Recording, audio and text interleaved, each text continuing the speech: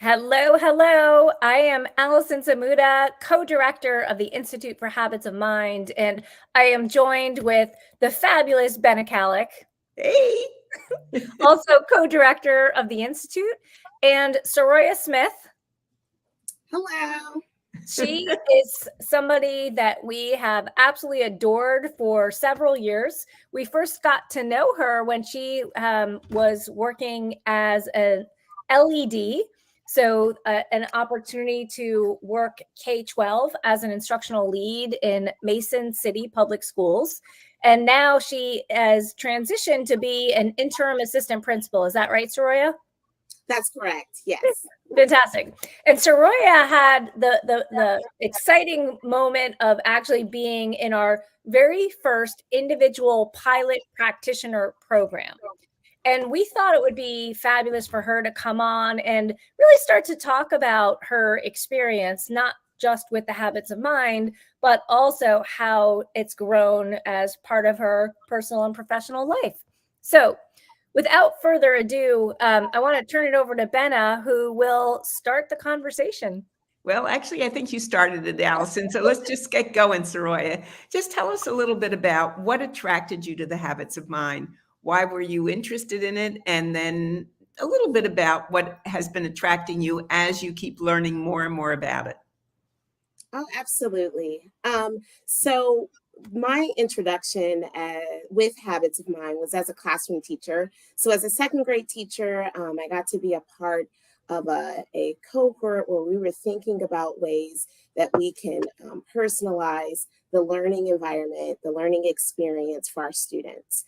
And Habits of Mind was an attractive way to do that because of just the opportunity to support students with those transdisciplinary skills. And so when I transitioned from classroom teacher into instructional coach, it became a rich way for me to not only think about students, have that student lens and think about adapting their learning experience, but being able to think about how I can support teachers in growing and designing learning experiences where students were looking at those academic content areas, but they were really able to leverage these skills that were going to support them as communicators, as thinkers.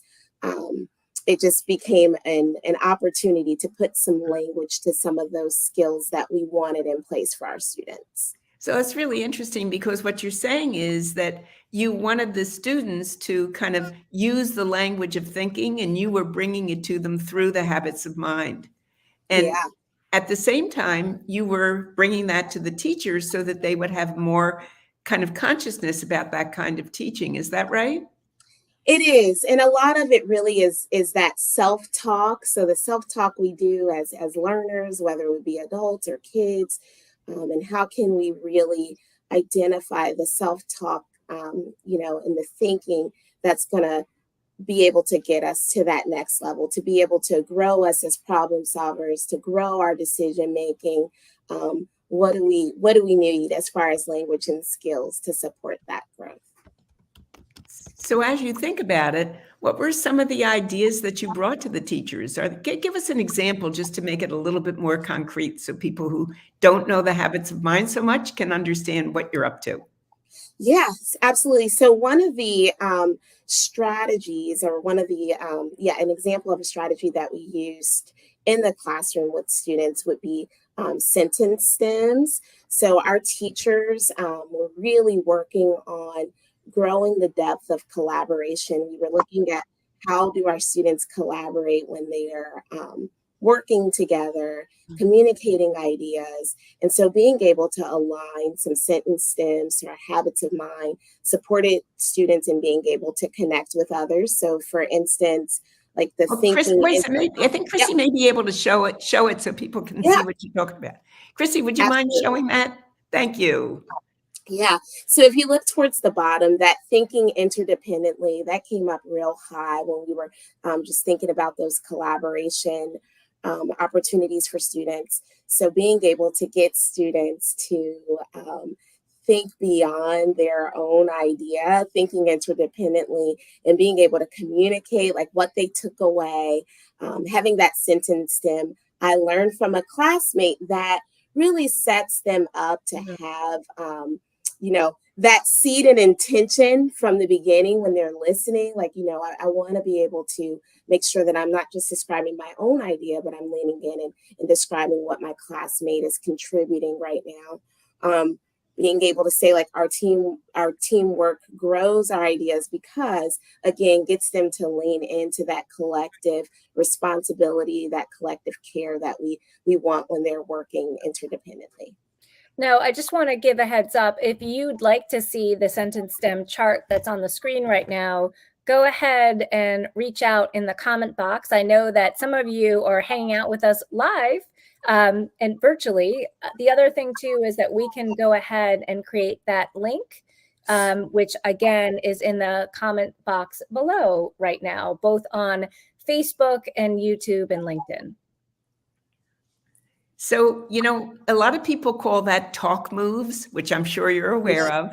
And it's kind of, what are the moves I can make when I'm not sure how to make my way in? But I'm curious to know, when you were doing that and when you were working with your students and then when you were working with teachers, so let's take one at a time. Like when you were working with your students and you gave these kinds of talk moves, what were some of the benefits that you saw for the students? Yeah, well, a key benefit would be it really supported students and really their listening. So when we think of communication, a lot of times we may think of that expressive communication, and it can be easy to observe and assess because it's the student sharing their ideas. I will say that one of the skill build that we really saw from this talk move would be that the receptive communication. And when a student is really thinking about the depth and the level of description they can give to someone else's idea or how they work together collectively, it created an opportunity to kind of see that internal communication that happens when you're being a good listener. So now I'm wondering, because from my experience, and it may just be me, but from my experience, I've seen that adults sometimes need those talk moves also. I kind of see sometimes that people are a little reluctant to get into the group. Like, why should I really say this? Will it be accepted? Will it be trusted? I'm just wondering, do you ever see that, especially now that you're, starting to work, well, you work with adults in your coaching responsibility. And now, of course, that you're an assistant principal, you've got a faculty you're working with. Do you see any value of this in the work that you do with them? Yes, and actually, I have a 10-second real life moment. One of my teachers needs a master key, so I'm just going to hang it on the doorknob, and then I'm going to jump back in and answer that question. Okay.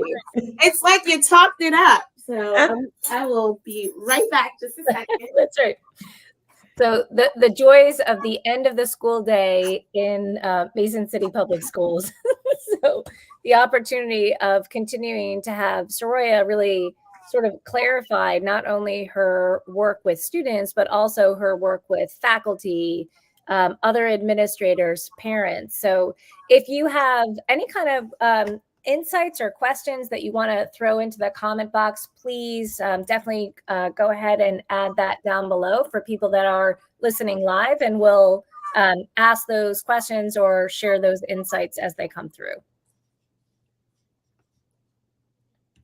So go ahead, Soroya. All right. So just thinking about my new role, and I will tell you that if you're ever considering any leadership position, one of the things that I've learned is that you really do lead yourself first. And the way that you lead yourself, the way that you know yourself is really going to impact how you show up for other people, whether it be a student, a teacher, a community member. Knowing yourself is huge, and being able to lead yourself. And I will say that in my role now, one of the collective goals that we've set as a community is goal setting. And so a big part of goal setting is being able to kind of get centered and know yourself. And I will say, even just revisiting those like sentence stems, one of the sentence stem that you can use is, when I test out my ideas, I focus on, or, my energy is more creative and when we think about education right now, and in terms of sustainability, retention, recruitment, knowing yourself, knowing what allows you to feel energy, allows you to feel flow. It's something that is very important when we're coaching the people that we serve, when we're leading them, to really be able to leverage the habits of mind in a way where it opens up that lens to self. And how can I be intentional with the way that I design my day, serve others, put in, I think, I learned from a mentor, there's about 20% of your day that is very important, that it's something that really feeds you, speak to you. And being able to do 20% of that is going to allow you to have sustained joy over time. And so I hopefully, like, thinking about my work as a building administrator and the impact the habits of mind has had. I know for me, it's been a powerful reflective tool and a powerful intentionality tool. So when I'm having a conversation with someone and kind of designing a path forward with them, co-designing that, I found it's a great way to kind of give language to those micro moves, those moves that we want to make when we're making decisions or solving a problem. So, Soroya, can you talk a little bit about the experience of being in the pilot phase of the individual practitioner program? Because we know that you were really super interested in habits of mind to begin with. So you had a fair bit of knowledge going in. But in what ways did moving through the individual practitioner program sort of deepen your knowledge or your reflection or what have you?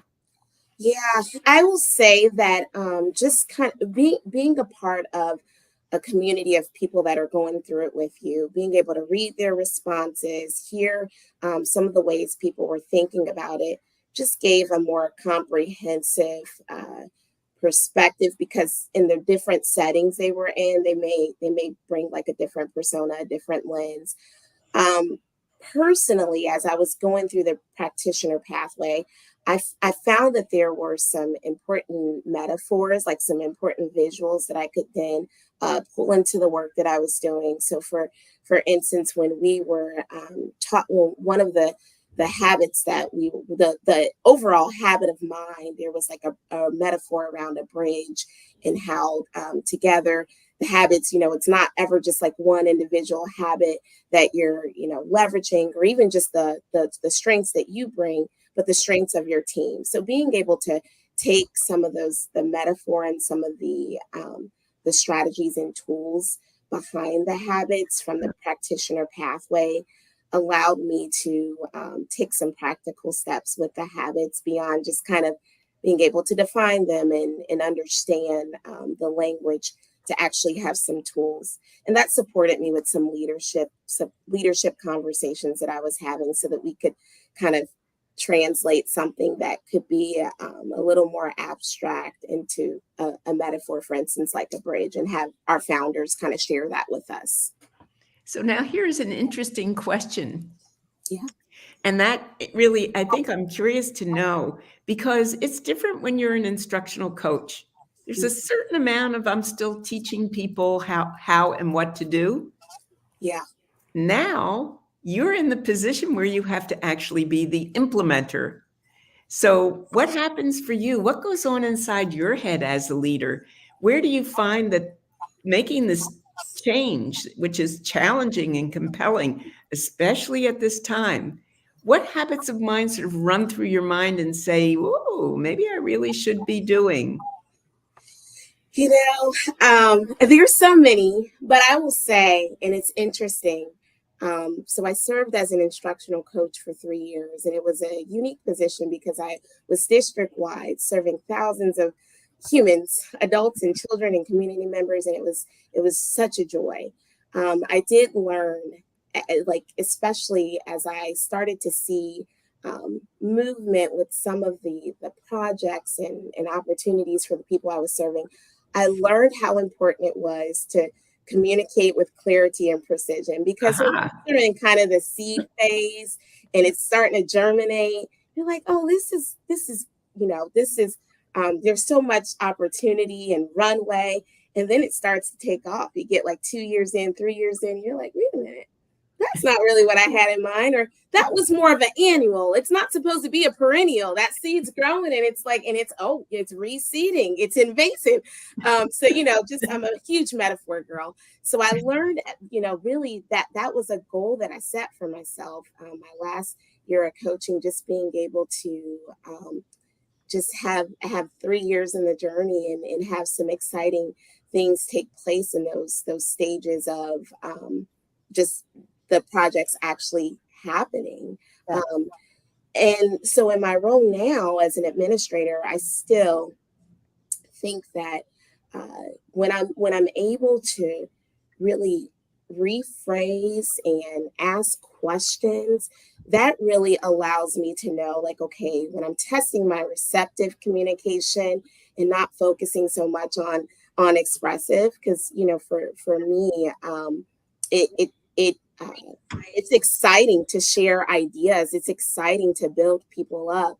But part of that thinking and communicating with clarity and precision is making sure you're really clear on what that other person is saying to you. So I've learned to ask really good questions that give me a good temperature check, that gives me a good understanding of what barriers someone may be encountering. It feels good to know that I can have an impact, a significant impact on those barriers or on the supports that are needed. And so being able to get that information from the other person has just become all the more important. I just want to interrupt for a second. Scott Wright is joining us on Facebook, and he not only is saying hello, but he's also thanking the example of the sentence stems. And Scott's getting a copy of it right now on the Facebook feed. But I know we have multiple people joining us from around social media. So I also want to give a moment for Barbara to ask her question. Is it possible in your school context for you to co-teach with colleagues on a regular basis to model ways of building integrated projects that highlight various habits of mind? So Barbara, thank you so much for the question again on LinkedIn. And, the opportunity, Soroya, as we're starting to think about the idea of co-teaching, that was the privilege of being able to do a little bit of work consulting with Mason City Public Schools, because that co-teaching model was part of how the instructional coaches worked. So can you share like an example or two from that experience? I'm just remembering some of the beautiful work that you did, both in the elementary school where students were engaged in a powerful reading experience, as well as some of the significant high school work you did. Yeah, absolutely. So one of the ways that we co-taught, it was, and still continue to co-teach, is both before, during, and after the lesson. So there's some co-designing that takes place where we're really developing an understanding of the students in the environment, leveraging that knowledge from the teacher. And if you're in the role of a coach or a partner teacher, being able to leverage the knowledge of that other expert, that other thought partner, was a powerful way to set up that learning experience from the beginning in a very proactive way, where we could put some significant supports in place, some significant design at the beginning. And then being able to, and one example would be, in one of our elementary spaces, we knew that students were going through, so reading, for instance, where they were going to be doing some partner work. And so being able to design that experience with the teacher. What have you done in the past? What are some shifts that we can make? What do you want direct feedback on? What can I take on, divide and conquer, and then going into that space and being able to pull a small group and work through some skills or join some partnerships and teach into some of that thinking and the collaboration, those sentence stems that we want them trying out with their partner. was a powerful way to do some of the co-teaching during some partner time, some book time at the elementary level. In our high school spaces, we had students that were using habits of mind before they were doing like a math problem, as they were solving problems. And so a lot of that coaching at the high school level, the teacher is a content expert. So it really did look a lot like kind of co-teaching, co-designing on the front end. And then in the lesson, in the context of co-teaching the lesson, a lot of times they wanted direct feedback on what they were trying, or having another person in the room to listen in to the conversations that students in their classroom were having, being able to give that just-in-time feedback with two facilitators in the classroom. So it was more of a co-facilitation, a co-orchestration with the teacher, but the students were taking on a significant amount of ownership, and you were just able to offer that just-in-time feedback for them, if that makes sense. It certainly makes sense. And I just want to point out, just give a little shout out to Barbara Smith, because she is an author who collects these ideas and shares them out with people. And, she's just done a wonderful job of really inspiring the kind of work that we're talking about. Barbara, if you want to throw in the chat name of one of your books, she has many, that might be helpful. And Scott Wright is also an individual practitioner as well. So he is a grade 4 teacher. I think I'm getting that right, Bena? Yes. And again, I think it's an opportunity to continue to see that the individual practitioner program is something that continues to create a network of folks that are of like mind, but at the same time, really continue to benefit from exchanging ideas with one another to continue to elevate their practice, as well as think about things anew, remaining open to continuous improvement. So the opportunity to be able to connect, whether it's a LinkedIn Live conversation or it's something, that is happening post graduating that program, it does create more and more spaces for ways of networking well beyond your state, but also within the world. So I know we've had folks from Africa and Asia, every continent in the world right now, Bena, in terms of global type of impact. So it's super exciting to see. So thanks, Scott, for joining us. So we have a question from a LinkedIn user. Is the individual practitioner program just for education industry folks?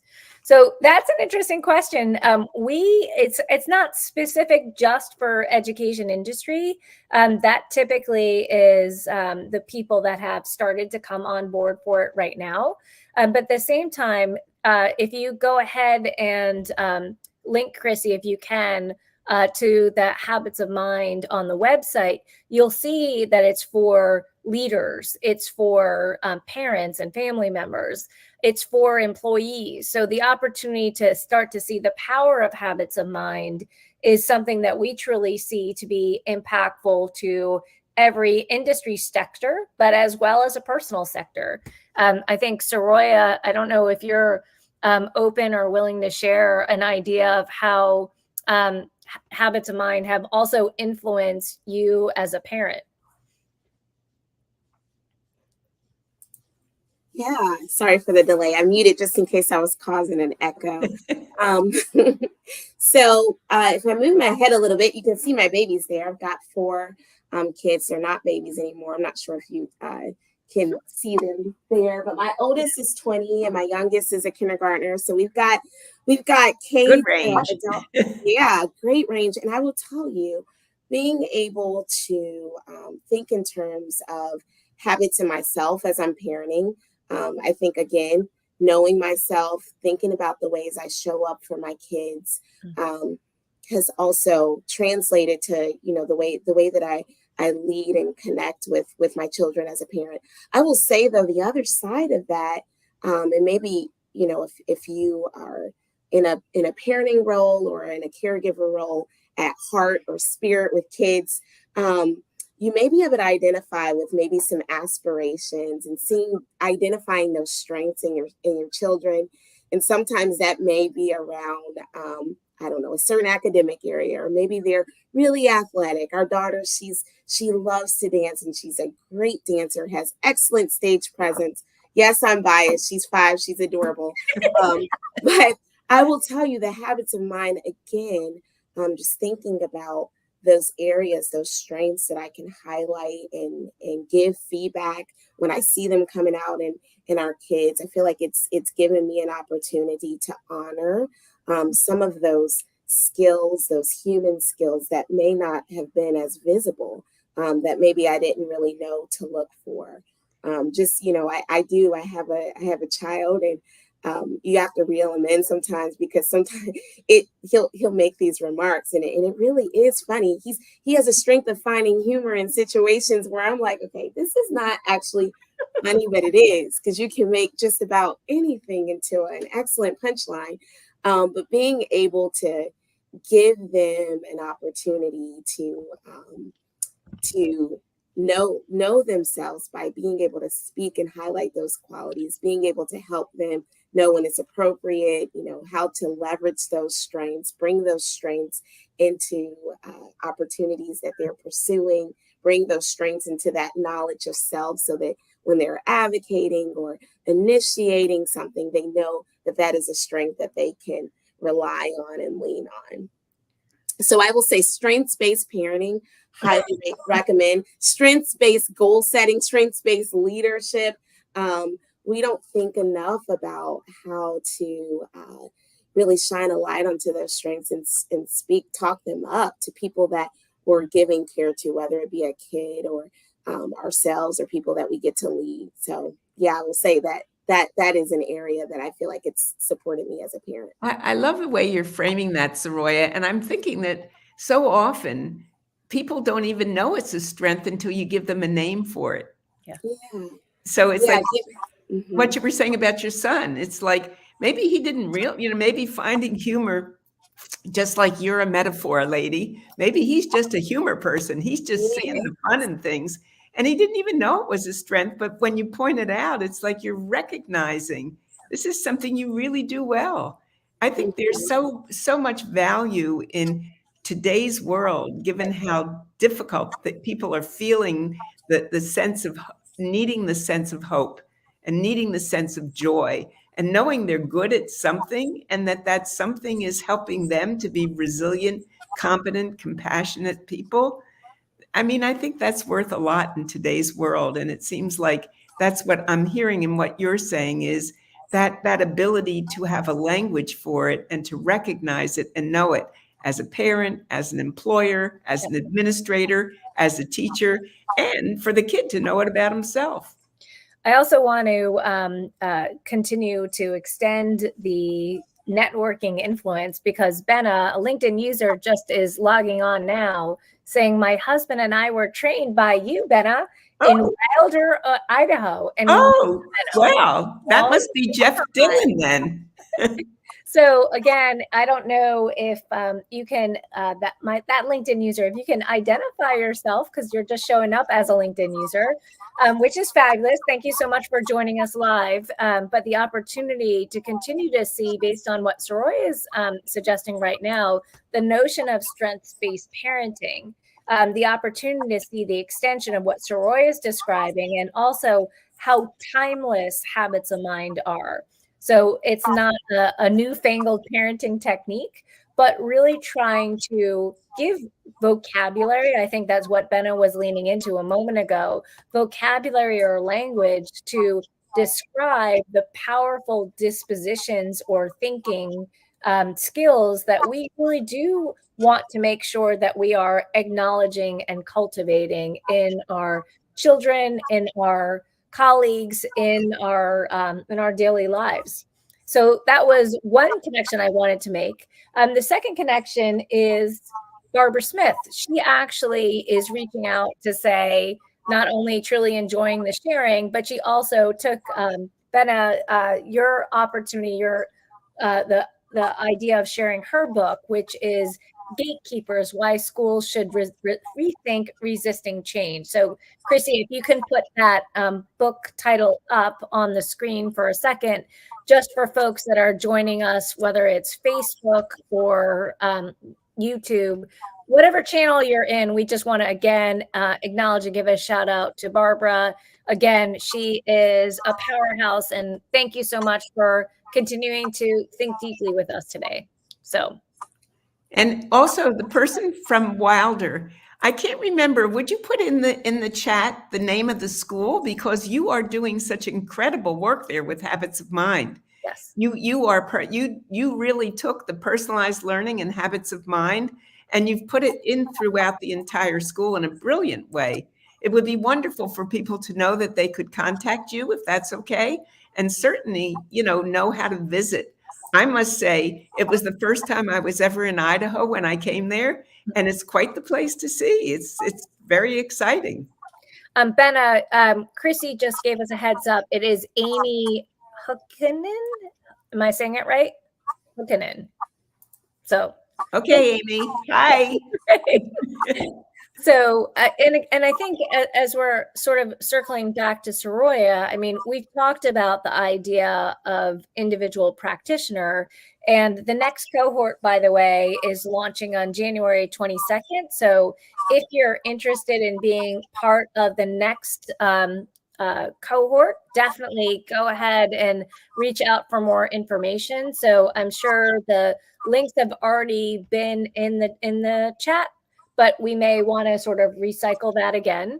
And the next part of this is the idea of school certification. I know that as Bena started to clarify that there's some really great work happening in schools all around the world. And if you want to continue to elevate your practice, you can become someone that is moving toward school certification. So that is another link that we can go ahead and put in the comments on the social media platforms if you're looking for more information. So, Soroya, one of the interesting things I wanted to reach back out on the individual practitioner program is the opportunity to get to see Art. So Art actually right now was very much part of that program. So you got to see him on the video feeds. But also potentially he has been showing up in some of the celebrations as the cohorts have been going through. So is there a memorable anecdote or lesson that Art shared with you that sort of just gave you a level of clarity, or it was just something that was like a fresh way of thinking? So Yeah. I will say that when we were going through the practitioner pathway, I was excited to be able to, again, he shared some of the metaphors. There was a poem, there was a picture book that went along with the Habits of Mind, something he shared. I don't, A mindful garden of verses. A mindful garden of verses. Yes. And I really appreciate, I hadn't actually heard of that title before. And so being able to have him connect that to the habits and share that was, I guess, one of my favorite kind of artifacts and takeaways, because I'm a huge also literature picture book person, and being able to have that to grab like quotes and images for our teachers was great. So as you think now about where you're going with all of this, because obviously you are a person who is a phenomenal traveler and journeywoman. And so where are you heading with all this? What are some of your, and I'm not asking you to tell us your strategic plan for the next 3 years, because truthfully, if you can manage a strategic plan for the next 3 minutes, it's probably pretty cool. But where is it moving for you? Where do you feel the energy? Yeah. And it's I am 1/4 into being an administrator. So I know that I'll continue to grow and definitely have richer conversations with our community, our students, our staff members as a result of this work. In addition to the work that I do here as an administrator, I actually I'm an adjunct professor at our local university. If you have any ties with Xavier University's Musketeers, go X. I actually am going to, I've found that the habits are also instrumental in the work that we do as undergrad and graduate students. And so I foresee myself continuing to pull in those opportunities so that we can know ourselves better, be able to show up with an intentionality, with some language, to conversations, to problem solving, to the ways that we're making decisions with these skills, with these human skills. You also probably see behind me, we have something that there's like stage left, there's like a reflection. So we have a compass here. Oh, goodness. A compass at our district. We were talking about key skills that we want our learners to have across our organization. So being able to use the habits of mind in that work of developing, it's a lot of schools call it a portrait of a graduate. We call it our portrait of a learner. So being able to bring that to the organization. I also am scheduled for some presentations. And so I don't know if anyone goes to the Learning Forward conference, but I'll be in DC next month. And Oh, good. so I get to present there. And one of the things that I love to do for my students in the university, for the people that I get to lead and serve in my home and at work, and for my audience, if anyone signs up to ever be a part of the sessions, would be to give them an opportunity to center themselves on what do they need to do in that moment. So being able to have a mindful moment and say, like, right now, this is where I am. And I want to show up and do my best learning right now, or do my best listening right now, my best parenting right now. And so one of the ways I give people permission is we take how many ever minutes we can, up to 5. Sometimes it's just a 2-minute centering. But then we give our permission, we self-care in the way that we give ourselves permission to pause, set an intention for these next few moments that we'll never get back. And we get to set a personal goal for ourselves to say, like, you know what, I know that I'm going to do my best problem solving right now as a colleague by thinking of ways that I'm going to think flexibly in this moment. I'm going to honor what I've already done. I'm going to embrace humility from what I may not have considered. And I'm going to take some time for that. And I think if we can just allow ourselves to pause before we make major decisions, before we start major conversations, it could just be such a powerful moment to honor that other person's humanity, to honor your own humanity. It's one of the things that I think connects us and can continue to allow us to bring and sustain joy. So I'll be leaning into the habits for that important work, that important practice of mindful reflection. Well, you're just such a beautiful ambassador of the habits of mind. And again, it's just such a privilege to continue to connect and know you as both a colleague and a friend. So we're just overjoyed that you could spend a little bit of time reflecting with us. And congratulations on officially graduating the individual practitioner program. I know. Yay! And like I said, it's again, just the extension that you're continuing to do in all aspects of your life is something that Ben and I continue to fully support you. So thank you so much. Thank you. And again, if you want to hear more information on individual practitioner programs or school certification, you can go ahead and log on to our website. If you want to get more information, go ahead and subscribe. We'll not only have the sentence stem list as well as short video clips from this presentation. So definitely click the link and subscribe and get more information. And the last thing that, Bena, I almost forgot, but it is our grand announcement that we are having, I know, right?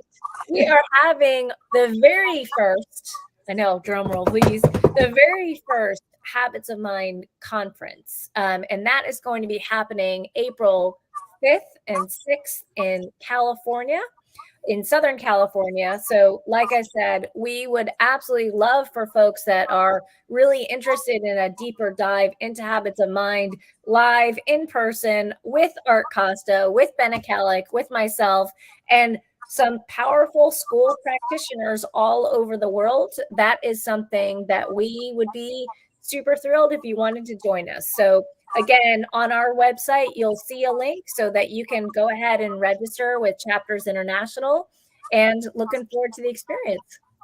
You also, Barbara gave a very good suggestion, which I think we've thought of, but we haven't acted upon, which is, could we do a certification for students as leaders? And that would be pretty exciting.